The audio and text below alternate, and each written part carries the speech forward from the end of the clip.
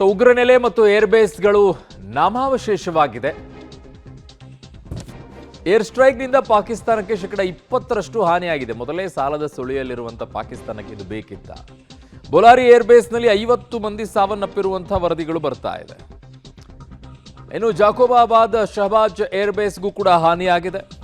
ಒಂದಲ್ಲ ಎರಡಲ್ಲ, ಸೊ 6ರಿಂದ 8 ಅಂತ ಹೇಳ್ತಾ ಇದ್ದಾರೆ. ಆಪರೇಷನ್ ಸಿಂಧೂರಕ್ಕೆ ಪಾಕಿಸ್ತಾನ ತಂಡ ಹೊಡೆದಿದೆ. ಆದರೂ ಕೂಡ ಪಾಕಿಸ್ತಾನ ಹೇಳ್ಕೊಳ್ಳುವಂಥದ್ದು ನಾವೇ ಗೆದ್ದಿದ್ದೀವಿ ಅನ್ನುವಂಥದ್ದನ್ನು ಹೇಳ್ತಾ ಇದ್ದಾರೆ. ಸೊ ಅಲ್ಲಿ ಪ್ರಮುಖವಾಗಿ 4ರಿಂದ 5 ಏರ್ಬೇಸ್ಗಳು ಮುಖ್ಯವಾಗಿದ್ದು, ಕಾರಣ ಅದರ ಕೆಪಾಸಿಟಿ ತುಂಬ ದೊಡ್ಡದು ಏರ್ಬೇಸ್ಗಳವೆಲ್ಲವೂ ಕೂಡ.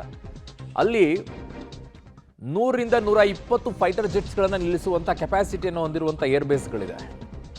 ಅಲ್ಲಿ ಒಂದೊಂದು ಗ್ರೂಪ್ಗಳ ಬರುತ್ತೆ. ನಿಮ್ಗೆ ಅರ್ಥ ಆಗೋ ರೀತಿಯಲ್ಲಿ ಹೇಳೋದಾದರೆ, ಒಂದು ಫೈಟರ್ ಜೆಟ್ಗಳು 18ರಿಂದ 20 ಫೈಟರ್ ಜೆಟ್ಸ್ಗಳನ್ನು ಸೇರಿಸಿದರೆ ಒಂದು ಗ್ರೂಪ್ ಅಂತ ಕರೀತಾರೆ ಅದನ್ನು ಅಲ್ಲಿಗೆ. ಸೊ ಆ ರೀತಿಯಾಗಿ ನಿಮಗೆ ಸಿಗುವಂಥದ್ದು 5-6 ಗ್ರೂಪ್ಗಳನ್ನು ಅಲ್ಲಿ ಇಡುವಂಥದ್ದು ಇದೆ. ಸ್ಕ್ವಾಡ್ರನ್ ಅಂತ ಕರೀತಾರೆ. ಅಂತಹ ಫೈಟರ್ ಜೆಟ್ಸ್ಗಳನ್ನು ಇಡುವಂಥ ಕೆಪಾಸಿಟಿ ಇರುವಂಥ ಲಾರ್ಜೆಸ್ಟ್ ವಾಯುನೆಲೆಗಳು ಇದ್ದಾವೆ. ಅದರಲ್ಲಿ ಪ್ರಮುಖವಾಗಿ 2 ಇದೆ. ಒಂದು ಬಲ್ಚಿಸ್ತಾನದಲ್ಲಿದೆ, ಇನ್ನೊಂದು ಈ ಕಡೆಗೆ ಪಾಕಿಸ್ತಾನದ ಪಂಜಾಬ್ ಪ್ರಾಂತ್ಯದಲ್ಲಿದೆ. ಅದರಲ್ಲಿ ಒಂದನ್ನು ನಾವು ಈಗ ಹೊಡೆದು ಹಾಕಿದ್ದೀವಿ. ಈಗ ಅಲ್ಲಿ ಏರ್ಬೇಸ್ ಸರಿಸುಮಾರಾಗಿ ನಿಮಗೆ ಅರ್ಥ ಆಗೋದಾದರೆ 2.5ರಿಂದ 3 ಕಿಲೋಮೀಟರ್ವರೆಗೂ ಕೂಡ ಅವರಿಗೆ ರನ್ವೇ ಬೇಕಾಗುತ್ತೆ ಫೈಟರ್ ಜೆಟ್ಸ್ಗಳು ಟೇಕ್ ಆಫ್ ಆಗೋಕ್ಕೆ.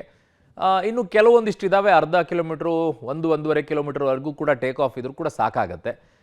ನಮ್ಮ ಹತ್ರ ಇರುವಂಥದ್ದು ವರ್ಟಿಕ್ಯುಲರ್ ಆಗಿ ನಾವು ತೊಗೊಂಡು ಬಂದಿರುವಂಥದ್ದು ನೇರವಾಗಿ, ಅದಕ್ಕೆ ಅಷ್ಟು ಜಾಗನೇ ಬೇಡ, ಸ್ಟ್ರೈಟ್ ಆಗಿ ಮೇಲಿಂದ ಬಂದು ಲ್ಯಾಂಡ್ ಆಗುವಂಥದ್ದು ಕೂಡ ಇದೆ. ಆ ರೀತಿಯಾದಂಥ ತಂತ್ರಜ್ಞಾನ ಭಾರತ ಬೆಳೆದಿದೆ. ಬಟ್ ಅಲ್ಲಿರುವಂಥ ರನ್ವೇನೇ ಹಾಳು ಮಾಡಿದ ಮೇಲೆ ಅಲ್ಲಿಂದ ಟೇಕ್ ಆಫ್ ಆಗೋದು ಎಲ್ಲಿಂದ? ಇನ್ನು ಭಾರತ ಪಾಕ್ DGMO ಮಟ್ಟದ ಸಭೆ ಈಗ ಆರಂಭವಾಗಿದೆ. ಭಾರತ ಪಾಕ್ ನಡುವೆ DGMO ಮಟ್ಟದ ಸಭೆ ಈಗ ಆರಂಭವಾಗ್ತಾ ಇದೆ. ಬಹಳ ಕುತೂಹಲವನ್ನು ಕೇಳಿಸಿದಂತೆ ಇದು ಹಾಟ್ಲೈನ್ ಮೂಲಕವಾಗಿ ನಡೀತಾ ಇರುವಂಥ ಮೀಟಿಂಗು. ಬಟ್ ಬಹಳ ದೊಡ್ಡ ಮಟ್ಟದ ನಿರೀಕ್ಷೆಯನ್ನು ಇಟ್ಕೊಳ್ಳೋ ಹಾಗಿಲ್ಲ. ಯಾಕಂತಂದ್ರೆ ರಾಜತಾಂತ್ರಿಕವಾಗಿ ನಿರ್ಣಯವನ್ನು ತಗೊಳ್ಬೇಕು ಅಂದರೆ ಪ್ರಧಾನಿಗಳು ಬೇಕು, ರಕ್ಷಣಾ ಮಂತ್ರಿಗಳು ಬೇಕಾಗುತ್ತೆ. ಈ ಮಧ್ಯಾಹ್ನ 12 ಗಂಟೆಗೆ ನಿಗದಿ ಆಗಿತ್ತು, ಬಟ್ ಅದು ಸಂಜೆಗೆ ಪೋಸ್ಟ್ಪೋಂಡ್ ಆಯಿತು. POK ಮತ್ತು ಉಗ್ರ ಹಸ್ತಾಂತರವೇ ಪ್ರಮುಖ ಹೈಲೈಟ್ಸ್ ಅಂತಿದ್ದಾರೆ. ಈ ಕಂಡೀಷನ್ಗೆ ಪಾಕ್ ಹೇಗೆ ಉತ್ತರವನ್ನು ಕೊಡುತ್ತೆ ಅನ್ನುವಂಥದ್ದನ್ನು ನೋಡಬೇಕಾಗಿದೆ. ಕಾರಣ ಒಂದು ಮುಂದೆ ಇಡ್ತಾರೆ, ನೀವು ಹೋಗಿ ಫಸ್ಟ್ ಮಾತಾಡ್ಕೊಂಡು ಬನ್ನಿ, ಅವ್ರು ಏನಂತಾರೆ ಅನ್ನೋದನ್ನು ನೋಡಿಕೊಂಡು ತದನಂತರ ದೊಡ್ಡವರೆಲ್ಲ ಈ ವಿಚಾರದಲ್ಲಿ ಮಾತನಾಡ್ತಾರೆ.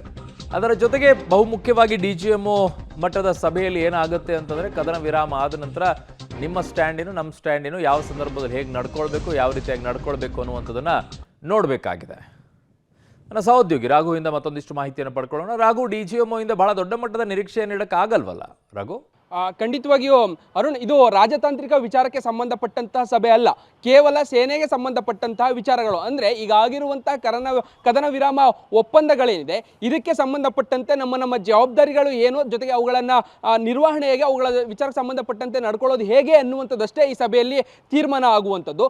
ಜೊತೆಗೆ ಪರಸ್ಪರ ಇರುವಂತಹ ಒಂದಷ್ಟು ತಪ್ಪು ತಿಳುವಳಿಕೆಗಳೇನಿರ್ತವೆ ಅವೆಲ್ಲವನ್ನ ಕೂಡ ಕ್ಲಿಯರ್ ಮಾಡ್ಕೊಳ್ಳುವಂಥದ್ದಕ್ಕಾಗಿಯೇ ಈ ಸಭೆಯನ್ನು ಆಯೋಜನೆ ಮಾಡುವಂಥದ್ದು. ಸೊ ಈ ನಿಟ್ಟಿನಲ್ಲಿ ಎರಡೂ DGMOಗಳು ಏನಿರ್ತಾರೆ ಇವರಿಬ್ಬರು ಕೂಡ ಮಾತನಾಡುವಂಥ ಕೆಲಸಗಳಾಗುತ್ತೆ. ಮಾತನಾಡಿದ ಮೇಲೆ ತಾವು ತಮ್ಮ ಜವಾಬ್ದಾರಿಗಳ ನಿರ್ವಹಣೆ ಹೇಗಿರುತ್ತೆ, ಜೊತೆಗೆ ಅದಕ್ಕೆ ಬದ್ಧವಾಗಿ ಹೇಗಿರ್ತೀವಿ ಅನ್ನುವಂಥ ವಿಚಾರವನ್ನು ಇಬ್ಬರು ಕೂಡ ಸ್ಪಷ್ಟಪಡಿಸಬೇಕಾಗುತ್ತೆ. ಯಾಕಂದರೆ ಗಡಿ ಭಾಗದಲ್ಲಿ ಆಗಿಂದಾಗ ಮಾಡುವಂತಹ ಒಂದಷ್ಟು ಕದನ ವಿರಾಮ ಉಲ್ಲಂಘನೆಗಳ ವಿಚಾರ ಏನಿತ್ತು, ಅದರಲ್ಲೂ ಪಾಕ್ ವಿಚಾರದಲ್ಲಿ ಎಸ್ಪೆಷಲಿ ಪಾಕ್ ಬಹಳ ಸರಿ ಈ ರೀತಿಯಾದಂಥ ಕೆಲಸಗಳನ್ನು ಮಾಡ್ತಾ ಇತ್ತು.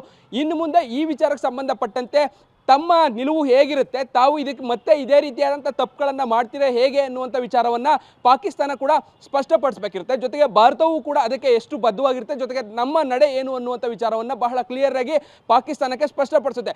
ಇದರ ಜೊತೆಗೆ ಬಹಳ ಮುಖ್ಯವಾದಂಥ ವಿಚಾರ ಅಂದರೆ, ಒಂದೊಮ್ಮೆ ನೀವೇನಾದರೂ ಕದನ ವಿರಾಮವನ್ನು ಉಲ್ಲಂಘನೆ ಮಾಡಿದ್ರೆ ಆ ನಂತರದ ಸ್ಟೆಪ್ಸ್ ನಮ್ದೇನಾಗಿರುತ್ತೆ ಅನ್ನುವಂಥ ವಿಚಾರವನ್ನು ಕೂಡ ನೇರವಾಗಿ ಅವರಿಗೆ ವಾರ್ನಿಂಗ್ ಅನ್ನು ಕೊಡುವಂಥ ಕೆಲಸವನ್ನು DGM ಮಾಡ್ತಾರೆ. ಸೊ ಅಲ್ಲಿಗೆ ಯಾವಾಗ ತಪ್ಪಾಗುತ್ತೆ ಆ ಬಳಿಕ ನಾವು ರಿಯಾಕ್ಟ್ ಮಾಡ್ತೇವೆ ಎನ್ನುವಂಥ ವಿಚಾರ ಬಹಳ ಕ್ಲಿಯರ್ ಆಗಿ ಹೇಳುವಂತ ಕೆಲಸಗಳಾಗುತ್ತೆ.